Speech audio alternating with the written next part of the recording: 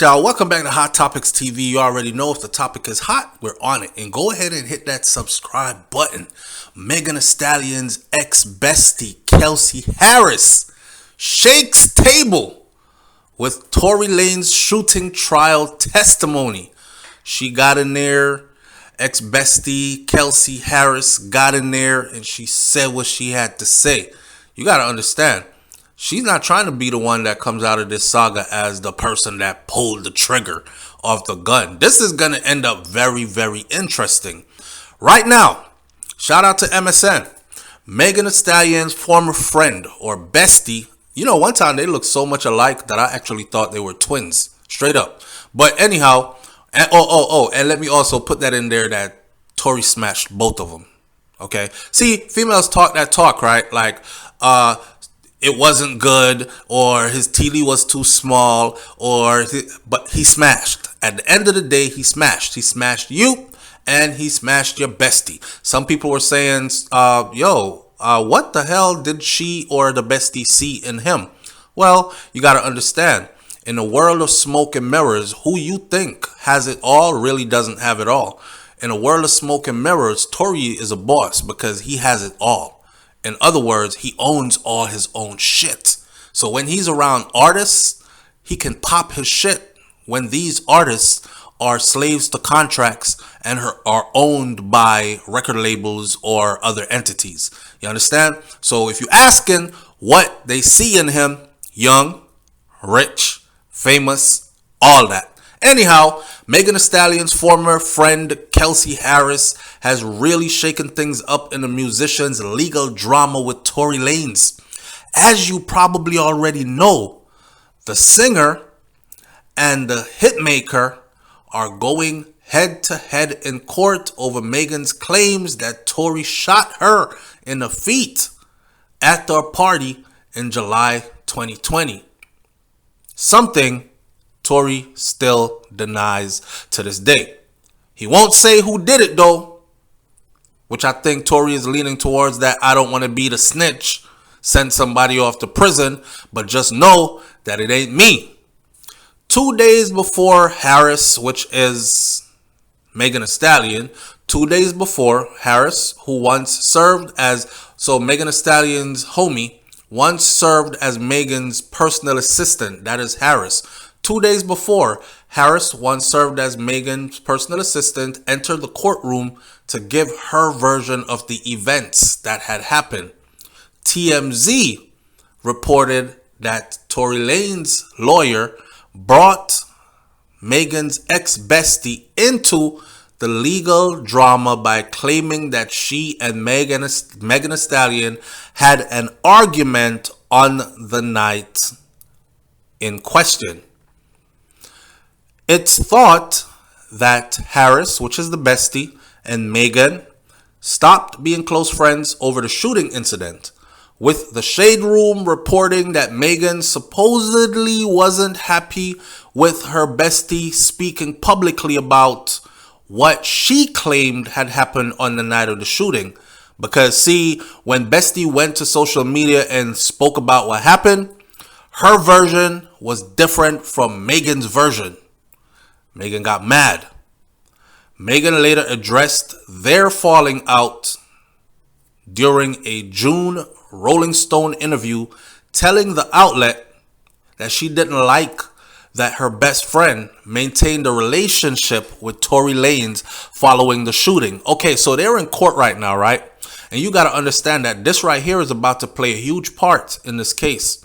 Because the day after, when Megan went to social media and said what happened, and then her bestie went and said what happened, Megan's version was different from her bestie's version. I want that to be remembered. And I'm sure that Tory's attorney is going to pull that up in court. Anyhow, I'm like, this is Megan talking at her Rolling Stone interview. She said that she stopped being friends with Harris because she can't see how Harris was maintaining a relationship with Tory Lanez after Tory Lanez had shot her, quote unquote. I'm like, Kelsey, as my best friend, why would you meet up with the person you saw shoot your best friend? She said, Megan, y'all wasn't answering my call. My back was against the wall and I didn't know what to do, was her answer. And now, well, it seems like things have only gotten more dramatic in this saga. Because they found out now that Tory was hitting both of them. That's the reason why she was still being friends with him. He shot you. He didn't shoot me. I'm still going to get some dick. And I'm still going to go get some luxury life. You are already rich. You're Meg. I'm not famous. I'm just your friend and your assistant. I'm trying to secure the bag for me. That's what that was all about. Anyhow, Kelsey Harris didn't have a lot to say about the night that Megan Thee Stallion got shot. That's surprising. Kelsey Harris wasn't exactly the most forthcoming person when it came to speaking out about what she saw go down on the evening that Megan Thee Stallion got shot. So you can't depend on Kelsey to say, yep, I saw everything, because by the time she was done talking, everybody was confused. Harris was called up on in the Megan versus Tory Lanez trial on December 14th, but she didn't shed a lot of light on what really went down, despite being there. Court reporter James Quelly claims that Harris was given immunity, but she told the court her memory had become fuzzy. She was given immunity. That way she could say whatever the hell she wanted to say, and even if it incriminated her, she would have still been let go. And still, she didn't say, I saw everything. She said, my memory has gotten fuzzy. I don't even remember half of what happened that night. Harris alleged that a fight went down before the shooting and that Megan had consumed a whole lot of alcohol, but she opted to plead the fifth when asked if Tory Lanez had been threatening to shoot her being her, the bestie. Did Tory Lanez threaten to shoot you? Did he threaten to shoot Megan? She said, I plead the fifth. That's very telling. I plead the fifth. That didn't seem to sit too well with everybody else, with some Twitter users questioning why the hell the judge allow her to use her Fifth Amendment right now. If she was there, she's an eyewitness. You need her to speak more than anybody else, and y'all gave her the Fifth Amendment right? Really? Wrong timing. So Harris didn't seem to shed much light further on what happened, but Rolling Stone's Nancy Dillon revealed that Harris responded when asked about the rumors she may have been the one who shot Megan. Her response was, because they're like, yo, okay, so you're not going to say you saw Tory with the gun? I plead the fifth. Did he ever threaten to shoot you? I plead the fifth. Did he ever threaten to shoot Megan? I plead the fifth. Okay, you're going to plead the fifth all evening. Could you tell us anything about that evening? I don't remember. My brain's kind of fuzzy. Memories fuzzy about that whole situation. That's how she was, right?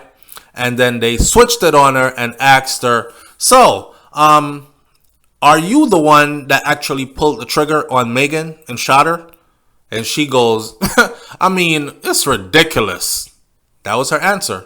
Harris's testimony raised eyebrows as Quelly shared that she tried to plead the fifth at least once more while speaking to the court, and supposedly she didn't repeat some of the things she originally told investigators about the incident in the first place. So she said, I don't even remember what I told them. It's been a long time. I go through a lot of stuff on a daily basis.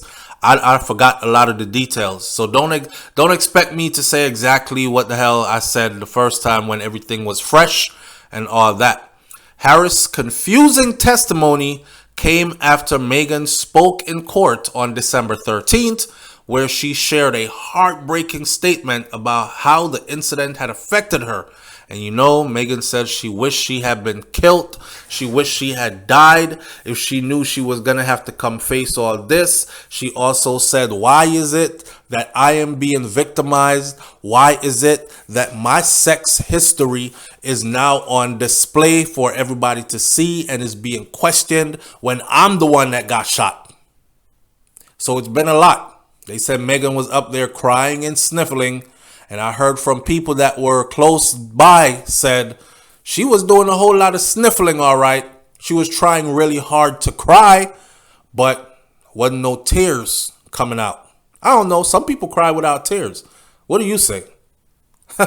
So Bestie basically hadn't been much of any help. Now, if you got to remember this whole story, right? There was a point where Tory was accused by one of them of offering $1 million to Meg and $1 million to her bestie, Harris, so nobody would say anything when they go to court. Take your $1 million. We all walk free. We don't even have to be friends again. This won't happen again, whatever. And I guess, I don't know, Shorty might be, holding on to her end of the bargain. Like, hey, my brain fuzzy. I don't remember nothing. Did you see Tory with the gun on that evening? I don't remember nothing. I plead the fifth. Did he ever say he was going to shoot you or ever threaten to shoot Meg? I plead the fifth, because she's banking on getting that $1 million. I don't know. All I can say is, as this saga unfolds, we will be right here, and you can very much look forward to another installation of when Megan Thee Stallion goes to court with Tory Lanez. I'll catch you on the next video on Hot Topics TV. Hit that subscribe button. I'm out. Peace.